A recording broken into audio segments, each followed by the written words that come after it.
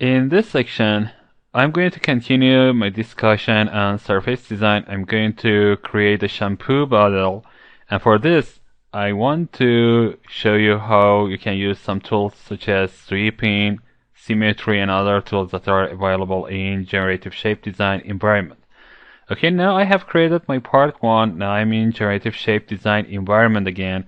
So for sweeping, that you can find it under insert surfaces, you need two profiles. One of the profiles is the guide that you can sweep along that guide, and the other profile is the actual profile that creates the feature. Now I'm going to create the profile that is going to be used as guide in YZ plane, and next I will select a perpendicular plane to this. So I select YZ plane, go to sketch environment. Now I want to select spline to create a spline with 3 points. So I select the spline, click here, and double click here to finish the spline. Now the first point is going to be coincidence with this vertical axis. So I click here and select both of these. Go to constraints, select coincidence. Now you can see that this is coincidence.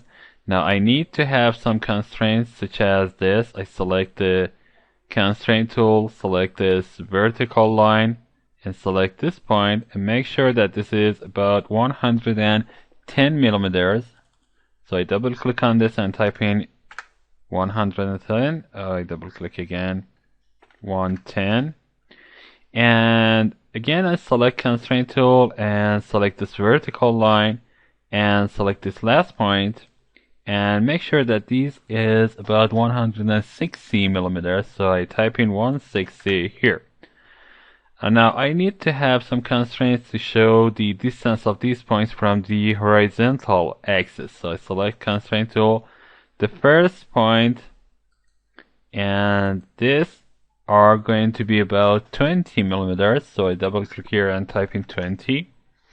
The second point is going to be 25 millimeter from this horizontal axis. So I type in 25. And the third one is going to be 15 millimeters away from this horizontal axis. So I type in 15 here. Now my shape is fully defined. I exit my workbench. The next profile, as I told you, is going to in a perpendicular plane. So this is the perpendicular plane that is here, is the X plane. I select the ZX plane and go to sketch environment. Now in this environment, I need to draw an arc, and I guess 3-point arc is the easiest and simplest way to create an arc here. So I go under circle and find the 3-point arc here. Now I draw an open arc. The second point is going to be coincidence with this, and the third point is here. So I have an arc here. Let's make the radius about 100 millimeters. And let's move this around. If it is not working, I'm going to delete this and add the constraint again, because I want to be able to put it somewhere that is not in my, in the middle of my work. So I want to have this point. I press Control and select the last point here. I want to make sure that these two are about 85 millimeters away from each other. So I type in 85 here. Now you can see that it is bending some, direction. I want to make sure that this is in coincidence. The first point, press Control, second point, and again press Control and have the third point. Now I want to make sure that these 2 points are in symmetry with the vertical axis. So I select symmetry now. This is okay. Now I remove this coincidence. I guess this coincidence didn't work as I expected.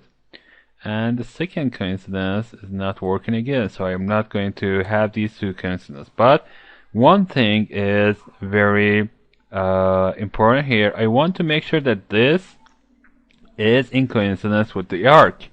So I can rotate a little bit using the Shift key. I can select these 2 curves I select one and press Control button and select the other. And go to constraints defined and make sure that there is a coincidence here. You can see that the coincidence is not possible here. I exit my workbench. No, I exit the constraint define tool and make sure that the last point of this is selected. And I press Control and select this arc again. Now I can have the coincidence here. So I select this and you can see that these two are in coincidence to each other. And this is very important because I need it to be like this. So I click OK, exit my workbench. Now you can see that I have two different profiles. Pan a little bit to the left. I go to Insert Menu, Surfaces, and Sweep.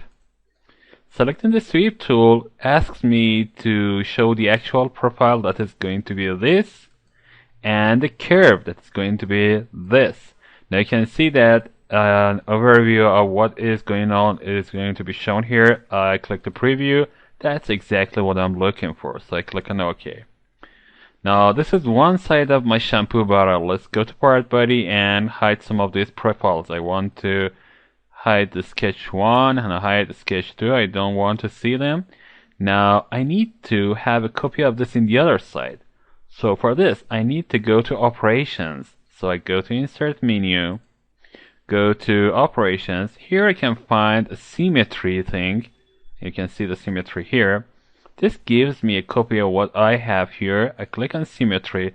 It tells me what element you are going to have a symmetry from. This is the element, so I click the Sweep, or click on the surfaces that is the surface that is created here.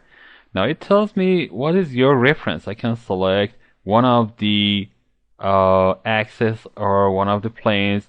I want to make sure that this plane is, parallel to the face. So I select XY plane as the plane. I can see a preview of this face. So I click on OK. Now, until now, let's pan to the right, and you can see these two faces created here, and they are in symmetry together according to XY plane.